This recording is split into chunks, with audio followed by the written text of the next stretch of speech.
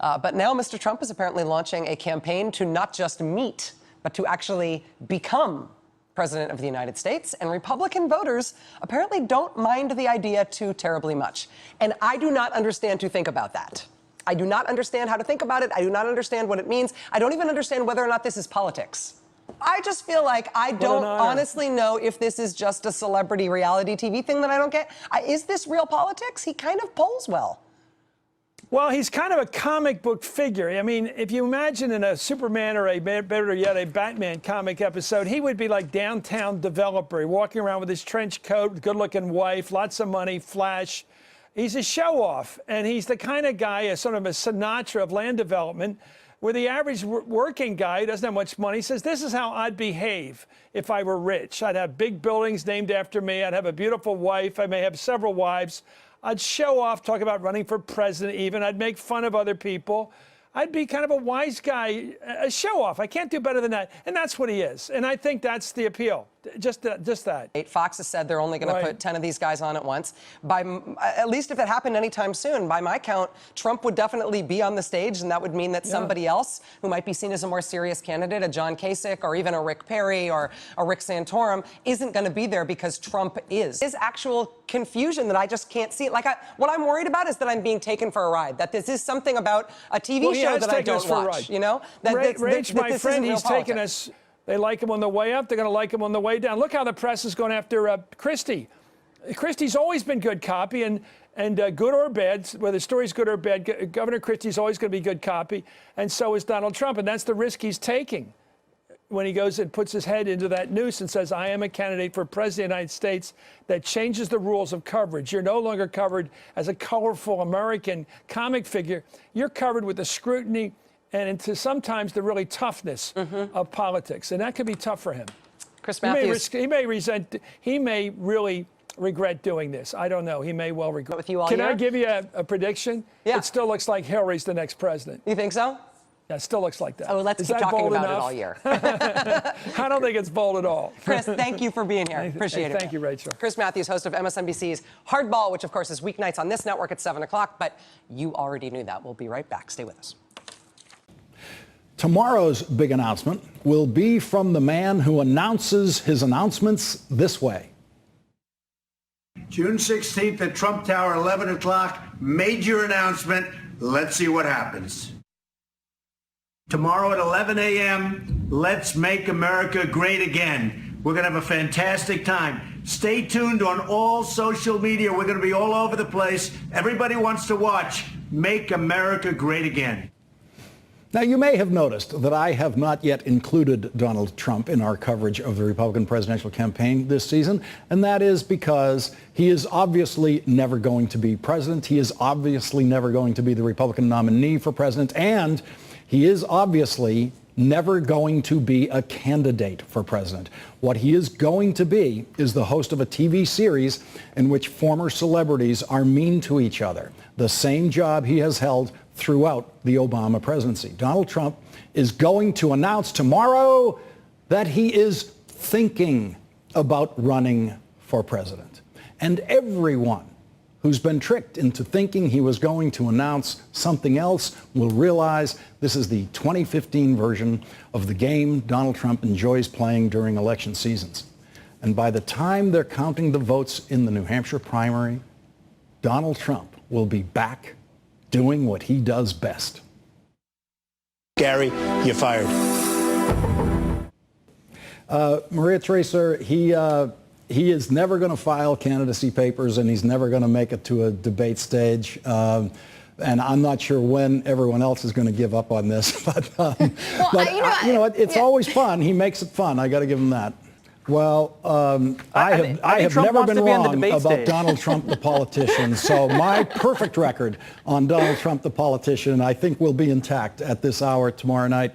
You're doubling down, Lawrence? You're doubling down. Let's move on to the real candidates who actually will be on the debate stage, like Jeb Bush. All right, we're going to take a break here. But as we go, I just want to put up one graphic of the most important poll facing the non-candidate Donald Trump, who will never be a candidate.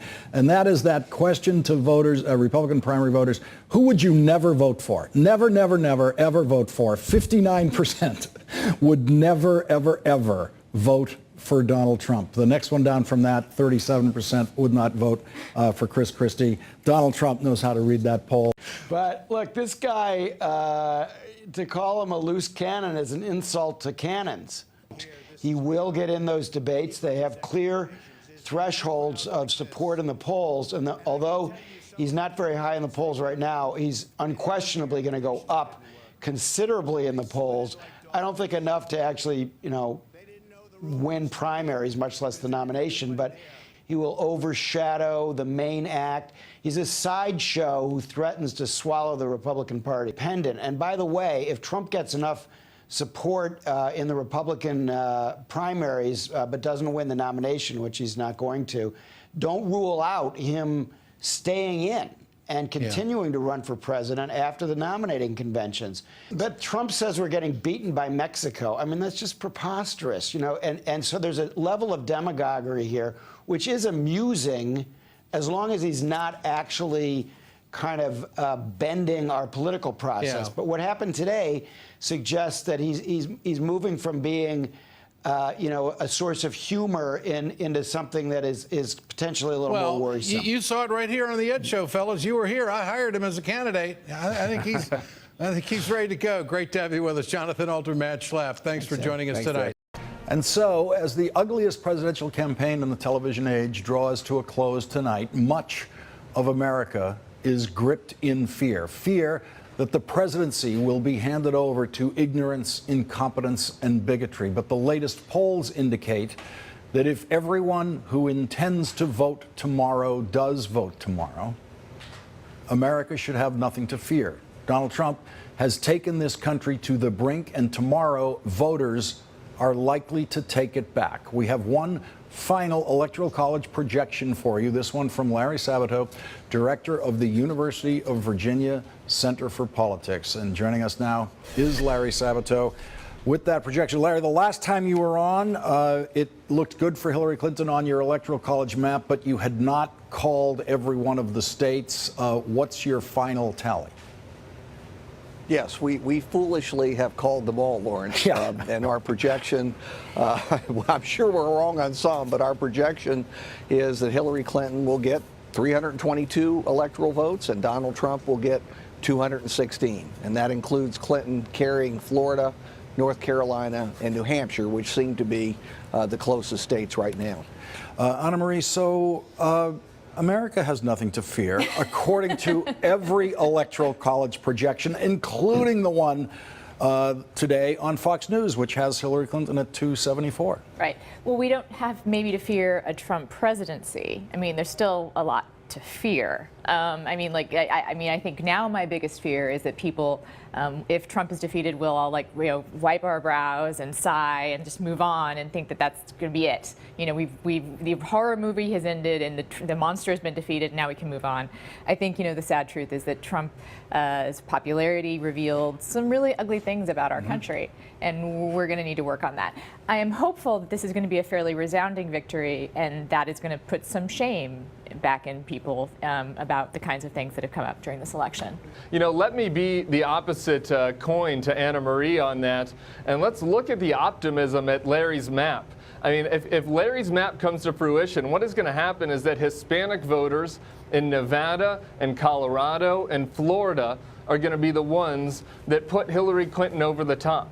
So after Donald Trump demeaned and denigrated them and threatened to deport their families, what is more American than Hispanic immigrants exercising their constitutional rights tomorrow and families of Hispanic immigrants exercising those rights and being the ones to put the nail in Donald Trump's coffin? That's the one positive that I can point to tonight. And I think there are going to be a lot of people, a lot of Republican consultants coming on shows like this on Wednesday, and they're going to say, you know, if we took Trump's message to working class voters and just eliminated all of his misogyny and, you know, all of his maybe lack of tact, then we would have won. That is totally wrong. And if we go down that path, we're never going to win the presidency again. You know, the only path is to reject that and to have a new dynamic party that welcomes in young voters and Hispanics. And there's going to be a fight going on within our party for the next 4 years on that very point. They essentially did not get this right. We're covering a story that no one saw coming. Well, my crystal ball's been shattered into atoms here because I predicted the exact opposite of what happened. But I'm a typical, you know, campaign consultant type that we've been living and dying by data for a long time. And tonight, data kind of died.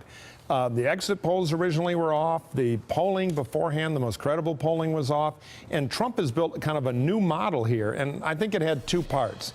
One is he had resonant issues. People want to change. They want to punish politics. And I agree with some of the stuff Chris said about how the working middle class has had it, and this is how they riot. They vote for people that the establishment thinks are irresponsible.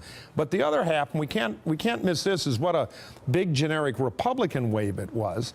There was a real repudiation of Hillary Clinton and I think the Obama third term. It needed two pieces to be such a different kind of thing, and I think they were both very, very powerful. So there's going to be a lot of soul searching should Trump win, and looking at the numbers, I think that's more likely than not in the Democratic Party as well as in the Republican establishment. What Donald Trump is offering in terms of policy is as radical a departure from normal American politics as anything that has ever happened in any of our lifetimes.